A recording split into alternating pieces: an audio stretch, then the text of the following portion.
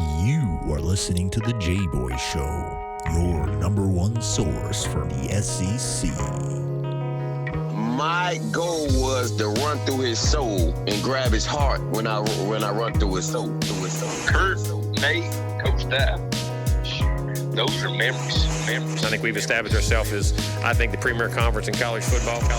Now, the SEC is better at the top. It's better in the middle. The Southeastern Conference remains the premier conference. Takes the snap. Looking for the receiver. He's got Lutz Kirkland. Touchdown, Auburn! When you think about it, it's always been the SEC and everybody else trying to catch it. I think this is probably the best league from a competitive venue standpoint.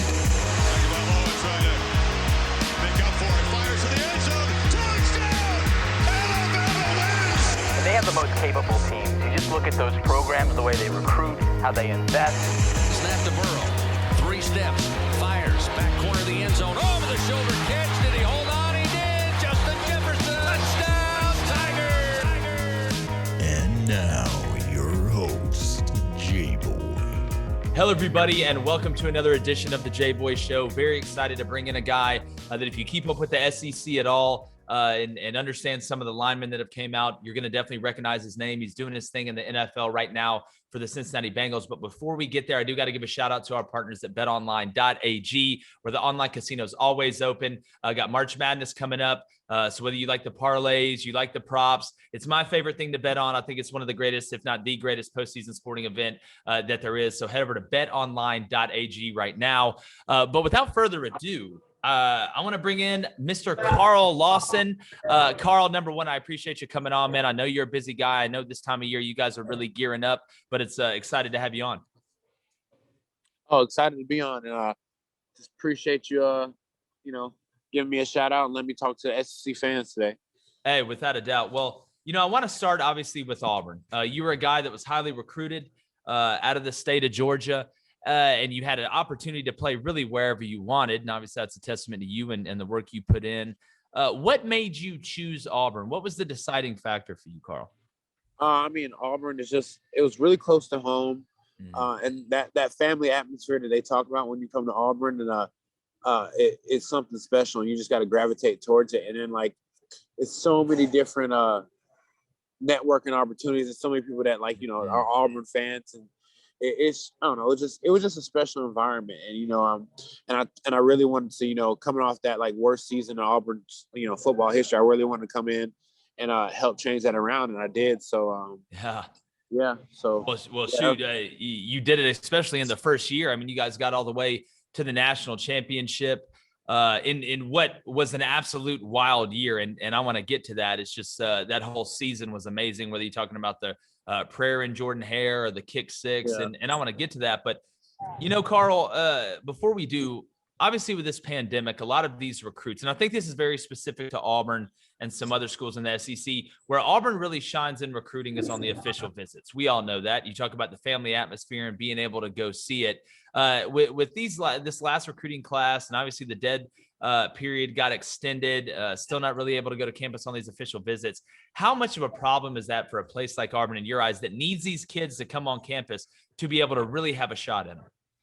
I think it's a problem for a lot of schools, not just Auburn. I agree. But I just think it's it's taking away one of your tools. Yeah. So it's going to be a problem. But Auburn's historically been great. And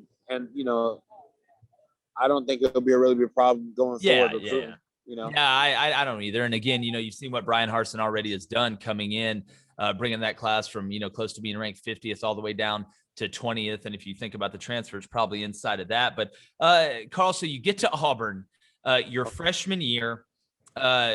What was it like for you going from, and you're a guy that had to play and I'm sure you had a good idea that you were going to play physically, you were ready, which is very rare. It takes a lot of work, especially up front, but how cool was it for you being able to come in and contribute?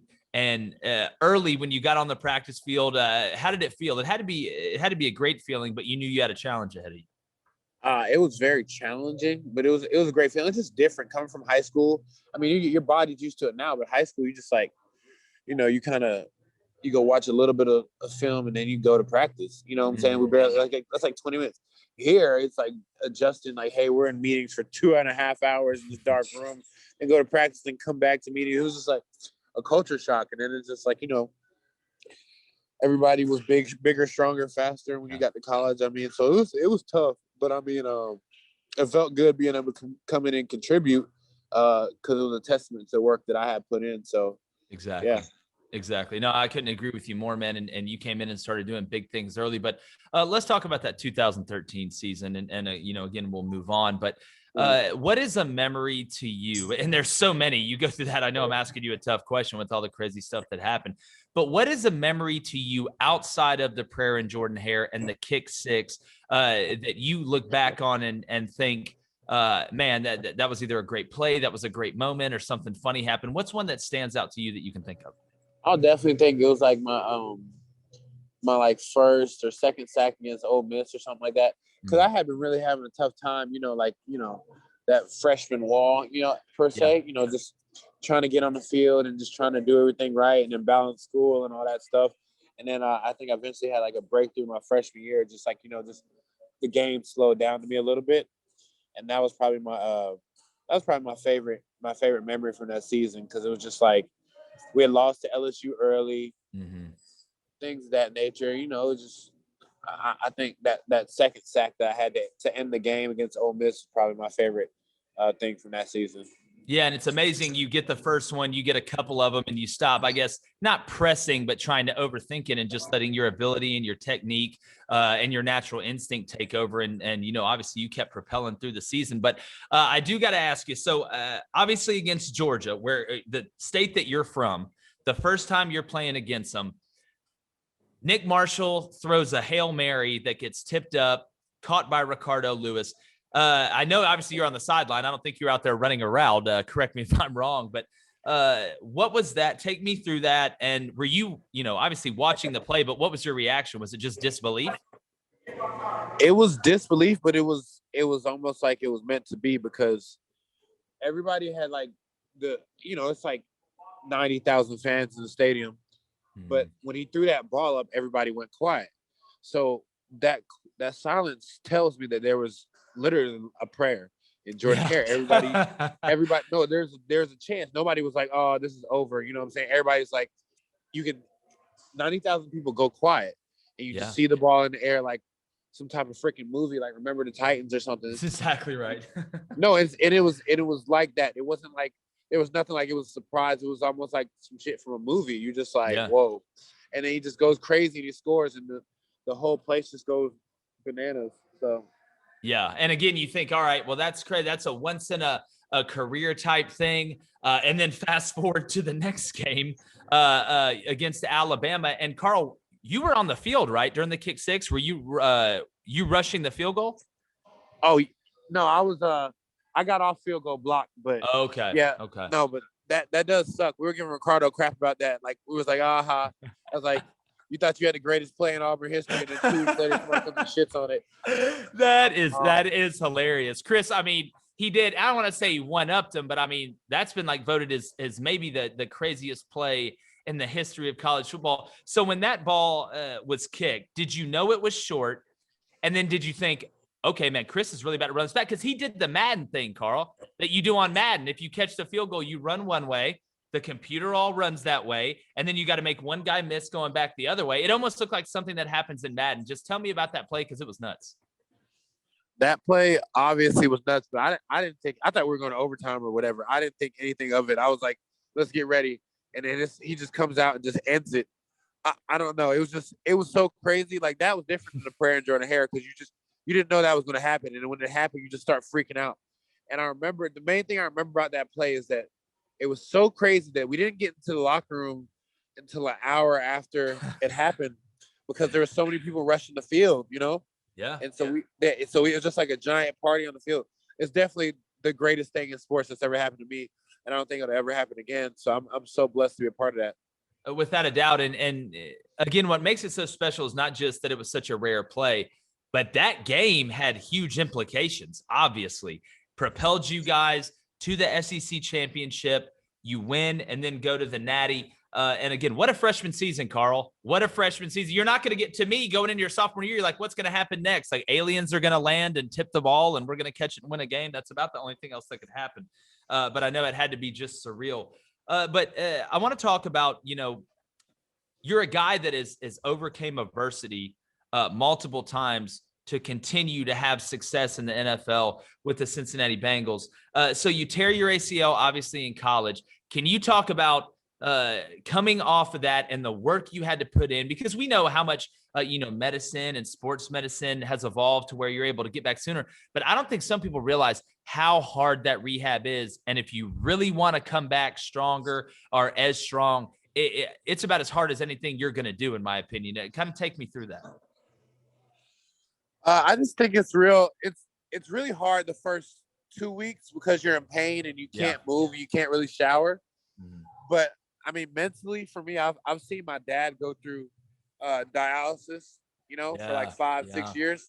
So I mean, ACL rehab wasn't shit compared to watching somebody have to sit on a machine for 3 hours, then go to work and come back and provide for a family. So I mean, it was kind of like one of those things. Like I've seen people do much worse, and I'm over here crying about this. Then it just put it on. It just made it easy. And then I've seen a lot of doctors tell my dad or something different things before, and I've seen the same thing they told me about an athlete just playing a game. So I was like, I just pissed it off. I'm like, all right, whatever. I'm just gonna find out how to get back better, bigger, faster, stronger, and continue to play. So that's how I've always approached that stuff. Man, I think that's a great perspective, Carl. Would you say that your dad, and again, not taking anything away from anybody else in your family, would you say that watching your dad do that, battle through that, still be able to do what he has to do as a father and as a husband and stuff like that? I mean, is that something that you take and you use even now today when things are tough? Yeah, especially with both my parents. Like my mom, she's always been super into whatever her business adventure has been. So like that's kind of how I am with my craft and football. And then like just perseverance and just being able to find the bright spots in anything. It's like kind of like my dad. So I take from both my parents, and that's definitely helped me just to continue to try to be successful and get me where I am today, even though I've had a lot of doubters. Yeah. Well, I mean, you've silenced them, obviously. I mean, you're still in the league, but so Carl, you have this dream as a kid growing up, obviously wanting to play in the NFL. You're a big time recruit out of high school. You come to Auburn and do your thing. What was it like when you got the call that, hey man, you're going to play in the NFL? Can you take me through that moment? Yeah, I was a little frustrated with that one. Cause I mean, I felt like I should have got drafted higher. So, I mean, I didn't enjoy the experience as much as I should have been, just given the opportunity to play in the NFL. But I was a little scared because I got called and they were like, yeah, Marvin Lewis is like, yeah, you're going to play linebacker for us. I was like, wait a minute, don't I run a 4.3? So I was like, oh, I got to, and I'm like, I'm here in the NFL, it's cutthroat. So I'm like, I got to get it together. I'm not going to make it. So, but that's, I end up still getting a role to rush the passer. Yeah. So, I mean, that's kind of like, it was scary and I was pissed. I'm not going to lie. I wasn't too happy. Well, look, I appreciate you being honest, man. And again, you have high expectations for yourself, but the way it's looking right now, you were right. I mean, you're still in the league. There's a lot of guys that got drafted before you that aren't playing football anymore. And, I think that's a testament to you. But we're here with Carl Lawson. And before we get any further, I do got to give a shout out to our sponsors over at ebay.com/sneakers. Whether you're looking for old shoes, new shoes, Crocs, I don't care. Shoes made by a cobbler in Narnia. It doesn't matter. Head over to ebay.com/sneakers. They got a team of authenticators that are going to make sure it's exactly what you want. The logo's right. The tongue's right. The sole's right. The threads are right. Everything there. So head over to ebay.com/sneakers. Remember that. ebay.com/sneakers and copy a pair today. But Carl, so you get to the league and I talked to you about going from high school to college and making that jump. And every time I get a guy, whether it's Brandon Graham on here or anybody, I like talking about that transition because there is no higher level. There is nothing higher on the planet from a football standpoint than playing in the National Football League. How long was your adjustment period? And was it even more of an adjustment, or let's just say a wider gap, going from college to the league as opposed to high school to the SEC West, which we know is basically the feeder school for the NFL? I mean, just playing in the SEC, you're prep for the NFL. But I mean, my transition to the NFL was like really, really easy. because they only, really, really easy. I mean, I was already stronger and faster than most of the guys I was going against. That's one of the reasons why I could play while being a smaller guy. But I also had the technique, so it was pretty easy. And then like my first year role was mainly as a pass rusher. So I mean, they just told me to go hunt, so it was easy, So I mean, it was an easier transition than some of the stuff I had to do when I was in Auburn. I mean, I actually, yeah. Yeah, well, so I mean, it's rare for that translation to happen, but again, you're a guy that just is a savage in the weight room, and I know how important you take that, your strength and conditioning, and getting your body right. And Carl, there is one thing. Sometimes I think, you hear like, oh man, this DN 6'7", or this guy rushing the passer 6'5", and he's got a 7-foot wingspan, but man, sometimes being 6'2" helps you get underneath that 6'7" tackle. We all know it's leverage. And again, you can't bull rush everybody every time. But do you think sometimes, not being 6'6" kind of helps a little bit? No, it's definitely an advantage. I love going against bigger tackles because you can get underneath them quicker. So, I mean, it's kind of like, I don't know, the best player in football is 6 foot or 6'1". That's exactly right. He's a monster. So his leverage and his power is, and his quickness, all those are traits that translate. I mean, so yeah, I definitely think leverage and power helps. Yeah, without a doubt. And again, it's something, you've obviously carved out a great role, and you make the PWFA all rookie team as a young guy getting in there. And I know you were excited about that and being able to make an impact. Looking to this season, Carl, how are you feeling about the season with you guys? Is it something I know you're always going to think you're going to win? You guys don't go in anything expecting to lose, but how was it with Joe Burrow, man? Because he's a guy I know you watched at LSU. Everybody's excited about. I know he had the injury, but he'll be fine. He'll bounce back. Just how much talent is in Joe Burrow's arm, and how is he as a leader? I know you play defense, but as the quarterback, we all know a quarterback wears a certain hat on a team in the NFL.